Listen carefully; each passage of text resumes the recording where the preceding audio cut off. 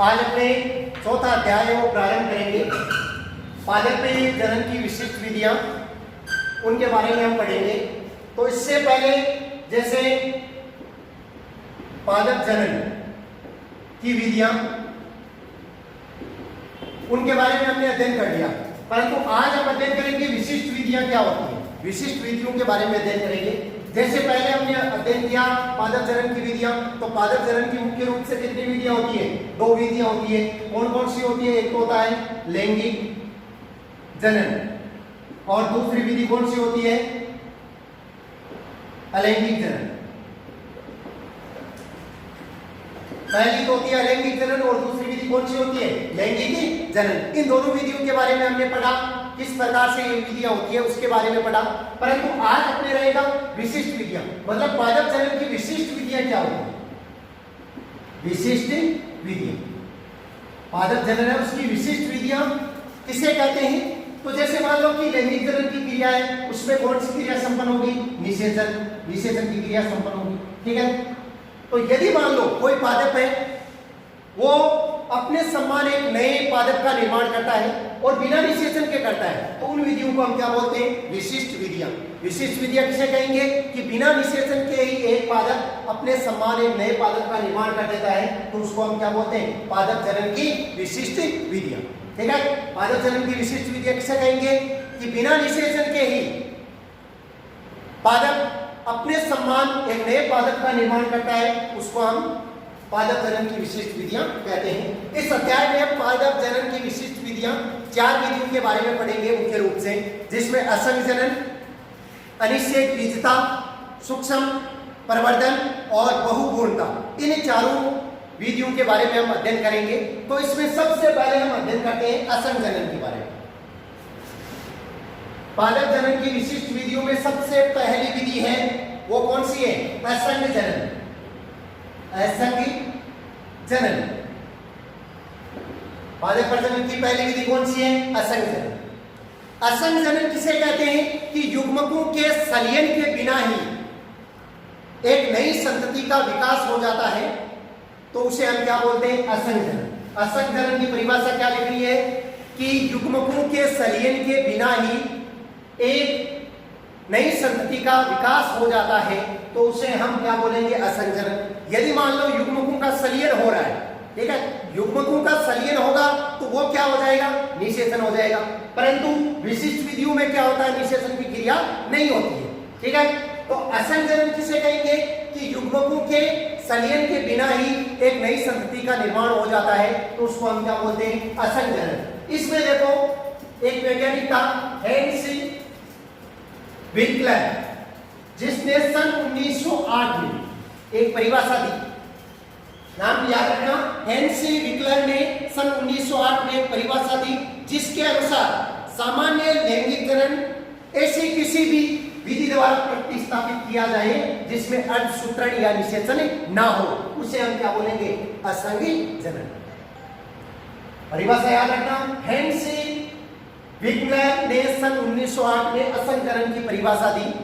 उसने क्या बताया? कि सामान्य लैंगिक जनन की ऐसी किसी भी विधि द्वारा, मतलब सामान्य लैंगिक जनन है उसको ऐसी किसी भी विधि द्वारा प्रतिस्थापित किया जाए जिसमें अर्धसूत्रण या निषेचन की क्रिया है वो नहीं होती है, उसको हम क्या बोलते हैं? असंग जनन। यदि परीक्षा में पूछा जाता है कि असंग जनन किसे बोलते हैं, तो सीधी परिभाषा यही लिख के आनी है असंग जनन की, कि बिना युग्मकों के संलयन के ही एक नई संतति का निर्माण हो जाता है, तो उसको हम क्या बोलते हैं? असंग जनन बोलते हैं। असंग जनन है वो कितने प्रकार का होता है? 2 प्रकार का होता है, ठीक है। असंग जनन है वो कितने प्रकार का होता है? 2 प्रकार का होता है, जिसमें पहला भाग कौन सा है? बीजाणुत्भिदित असंग जनन। बीजाणुत्भिदित असंग जनन, ठीक है। और दूसरा भाग कौन सा है? युग्मकोद्भिदित असंग जनन। युग्मकोद्भिदित असंग जनन, ठीक है। बीजाणुत्भिदित असंग जनन है, उसका दूसरा नाम होता है अपस्थानिक भ्रूणता। अपस्थानिक भ्रूणता।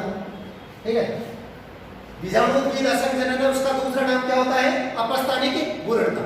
अब देखो, सबसे पहले हम पढ़ेंगे कि बीजाणुद्वीद असंजनन होता क्या है। ठीक है, तो हमने पढ़ा था बीजांडकाय, ठीक है, एक दूसरा होता है अध्यावरण। हमने बीजांड की संरचना पढ़ी थी, उसमें सबसे मुख्य भाग क्या कहलाता है? बीजांडकाय कहलाता है। ठीक है, और उस बीजांडकाय दो आवरणों से घिरा हुआ रहता है, जिसको हम क्या बोलते हैं? अध्यावरण बोलते हैं, बाह्य अध्यावरण और अंत अध्यावरण। ठीक है, तो बीजाणुद्वीद असंजनन या अपस्थानिक भ्रूणता किसे बोलेंगे? कि ऐसा असंजनन जिसमें भ्रूण का निर्माण बीजांडकाय या अध्यावरण की किसी द्विगुणित कोशिका के द्वारा होता है, उसे हम बीजाणुद्वीद असंजनन कहते हैं। इसमें किसी भी प्रकार का अर्धसूत्रण या निषेचन नहीं होता है, तो उसको हम क्या बोलेंगे? बीजाणुद्वीद असंजनन। याद रखना आपने को, बीजाणुद्वीद असंजनन या अपस्थानिक भ्रूणता किसे बोलते हैं? कि ऐसा असंजनन जिसमें भ्रूण का निर्माण बीजांडकाय या अध्यावरण की किसी द्विगुणित कोशिका के द्वारा होता है, परंतु उसमें निषेचन की क्रिया नहीं होती है, तो उसे हम क्या बोलते हैं? बीजाणुद्वीद असंजनन कहते हैं। उसके पश्चात है दूसरा युग्मकोद्भिद असंजनन। युग्मकोद्भिद असंजनन में क्या होता है? एक होता है भ्रूणकोश। ठीक है, तो युग्मकोद्भिद असंजनन किसे कहेंगे? कि ऐसा असंजनन जिसमें भ्रूणकोश की किसी कोशिका के द्वारा भ्रूण का निर्माण होता है। मतलब ऐसा असंजनन जिसमें भ्रूण का निर्माण भ्रूणकोश की किसी कोशिका के द्वारा होता है, तो उसको युग्मकोद्भिद असंजनन कहते हैं। ये दोनों परिभाषाएं याद रखनी है। असंजनन क्या होता है?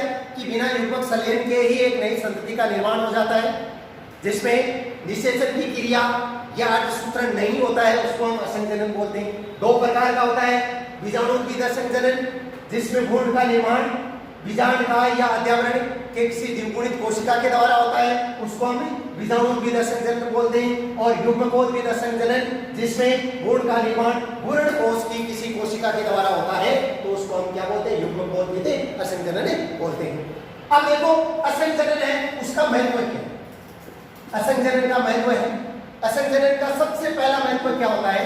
कि असंजनन के द्वारा जो भी नई संतति का निर्माण होता है, वो किसके समान होती है? मातृ संतति के, मतलब जो जनक है उसके बिल्कुल समान होती है। क्यों होती है? क्योंकि इसमें निषेचन की क्रिया भी नहीं होती है, इसलिए जो जनक है उसके बिल्कुल समान संतति उत्पन्न होती है। तो जब मातृ कोशिका के समान संतति उत्पन्न होती है, तो इसमें क्लोन तैयार करने के लिए किसका उपयोग किया जाता है? असंजनन। मतलब कोई भी क्लोन तैयार करना है तो किसका उपयोग करेंगे? हम असंजनन का उपयोग करेंगे।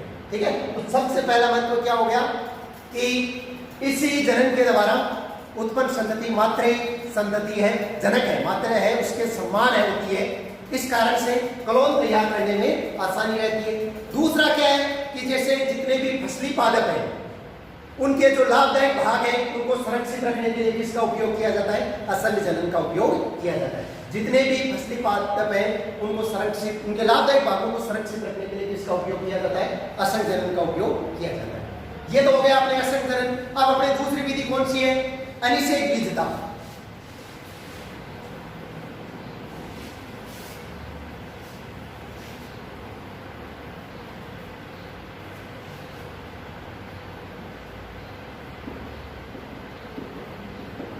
अनिषेक बीजता। अनिषेक बीजता क्या होता है?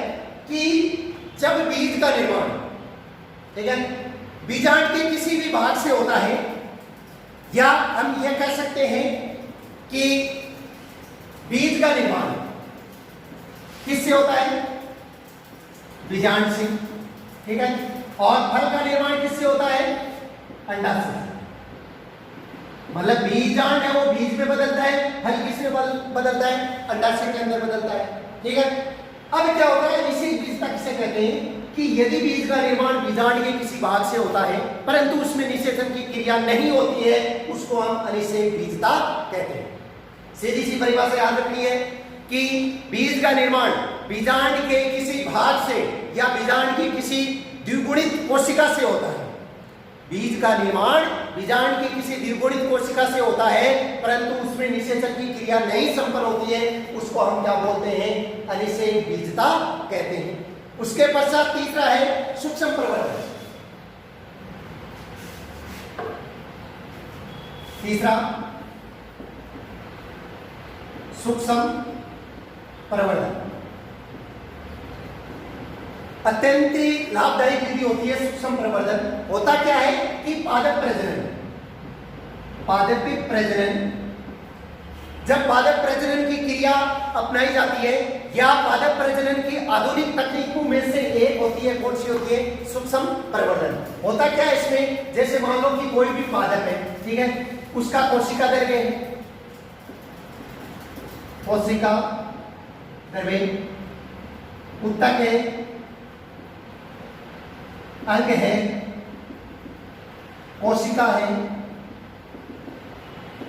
या संपूर्ण तंत्र है, ठीक है। ये पादप के विभिन्न भाग है। कोई भी पादप है, उसकी कोशिका द्रव्य है, उत्तक है, अंग है, कोशिका या संपूर्ण उसका तंत्र है। यदि उसको उस पादप से अलग करके एक संवर्धित माध्यम में, ठीक है, एक माध्यम में उसको संवर्धित किया जाता है, ठीक है, और उस माध्यम में संवर्धित करने के पश्चात जो पादप का निर्माण होता है उसको एक ही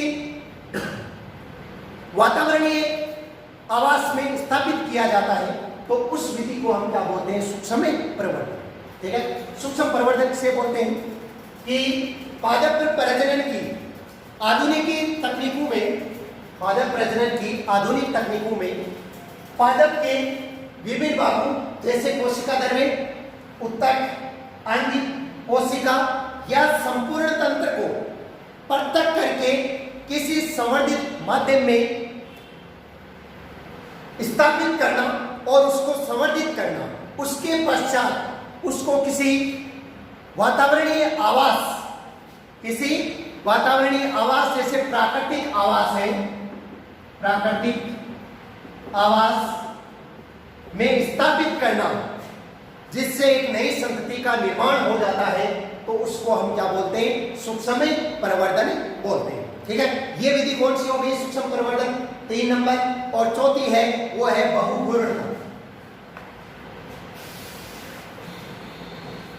चौथी विधि है बहुघूर्णता। यह अंतिम विधि है विशिष्ट विधियों में। बहुघूर्णता क्या होता है कि जैसे यदि हम सामान्य माने कि एक ही बीज है, उसके अंदर एक बीज है, उसमें एक गुण है, ठीक है। मतलब जैसे पादपों में एक बीज में एक ही गुण पाया जाता है। सामान्यतः क्या होता है? एक बीज है, उसके अंदर एक ही गुण पाया जाता है, परंतु कई बार क्या होता है, एक बीज के अंदर अनेक गुण बन जाते हैं, ठीक है। उसको हम क्या बोलते हैं? बहुगुणता। जैसे नाम से परिभाषा बनती है बहुगुणता, अनेक गुण, ठीक है। तो इसके अंदर अपने को क्या लिखना है कि सामान्यतः पादपों में एक बीज में एक ही गुण पाया जाता है, परंतु कई बार क्या होता है कि एक बीज में एक से अधिक गुण बन जाते हैं, तो उसको हम क्या बोलते हैं? बहुगुणता बोलते हैं। और देखो बहुगुणता का अध्ययन है वो किसने किया था? ये इंपॉर्टेंट है, लीवेनहॉक। बहुगुणता का अध्ययन किसने किया? लीवेनहॉक ने सन 1719 के अंदर। और कौन से पादप में किया था? संतरे के पादप में। ये इंपॉर्टेंट सबसे छोटा प्रश्न बनता है कि बहुगुणता है उसका अध्ययन सर्वप्रथम लीवेनहॉक ने संतरे के पादप में किया था, ठीक है। कब किया था? 1719 के अंदर किया था। अब देखो बहुगुणता के कारण, बहुगुणता के कारण मतलब बहुगुणता है वो किस कारण से उत्पन्न होती है? जैसे मान लो एक बीज के अंदर एक गुण बन रहा है, ठीक है, उसी एक बीज के अंदर अनेक गुण बन जाते हैं, तो वो उसका कारण क्या होता है? तो उसका मुख्य कारण होता है कि अंड कोशिका के साथ अन्य कोशिकाओं का निर्माण होना, ठीक है। कोई भी अंड कोशिका है उसके साथ में अन्य कोशिकाओं का निर्माण हो जाता है, तो उसमें क्या होता है? बहुगुणन की स्थिति उत्पन्न हो सकती है। या एक बीजांड में अनेक गुण कोष बन जाते हैं, तो उसके अंदर भी बहुगुणता की कारण होता है। ठीक है, बहुगुणता का मुख्य कारण क्या होता है कि अन्य कोशिका के साथ में अनेक कोशिकाओं का निर्माण होना, या फिर अनेक गुण कोष है, बीजांड के साथ में अनेक गुण कोष है वो बन जाते हैं, तो कौन सी स्थिति उत्पन्न हो जाती है, बहुगुणता की स्थिति उत्पन्न हो जाती है। आज देखो हमने इस वीडियो में अपना चौथा अध्याय, जो छोटा सा अध्याय था जिसमें केवल 4 विधियां थी, उसके बारे में हमने अध्ययन किया, और ये अध्याय इस वीडियो के अंदर खत्म हो गया है। पादप परिजनन या पादप जनन की विशिष्ट विधियों के बारे में हमने पढ़ा। तो पादप जनन की विशिष्ट विधियां कौन कौन सी थी, 4 विधियों के बारे में पढ़ा, जिसमें सबसे पहले हमने असंजनन, दूसरी विधि थी वो अनिश्चयिक बीजता के बारे में पढ़ा, और तीसरी विधि सूक्ष्म प्रवर्धन, और चौथी थी बहुगुणता, इसके बारे में पढ़ा। असंजनन जिसमें बिना निषेचन के ही जनन हो जाता है, नया पादप तैयार हो जाता है। दूसरा होता है अनिश्चयिक बीजता, जिसमें मान लो कि बिना बीज के ही बीजांड है कि किसी कोशिका के द्वारा बीज का निर्माण हो जाता है, और सूक्ष्म प्रवर्धन एक संवर्धन माध्यम के द्वारा एक नई संतति तैयार की जाती है, और बहुगुणता एक बीज है उसमें अनेक गुण बनते हैं, तो उसको हम क्या बोलते हैं, बहुगुणता बोलते हैं। तो इस अध्याय में हमने इन 4 विधियों के बारे में अध्ययन किया। आगे के वीडियो है उसमें अपने एक अलग इकाई है उसके बारे में अध्ययन करेंगे। आज अपने प्रथम इकाई कंप्लीट हो गई है, जिसके अंदर 4 अध्याय थे, और ये इकाई, इस इकाई में से वार्षिक परीक्षा में से 4 अंकों का प्रश्न आता है। धन्यवाद। आप ज़्यादा से ज़्यादा ये वीडियोस देखते रहें और इसका लाभ उठाएं। अपने जो भी साथीगण हैं उनको भी ये वीडियो शेयर करें, जिससे उनको भी इस बारे में जानकारी मिले और ज़्यादा से ज़्यादा लाभ मिले। अपने इस चैनल पे सभी सब्जेक्ट्स हैं उनके वीडियोज बन रहे हैं, तो अभी आप घर बैठे इनका लाभ उठा सकते हैं। धन्यवाद।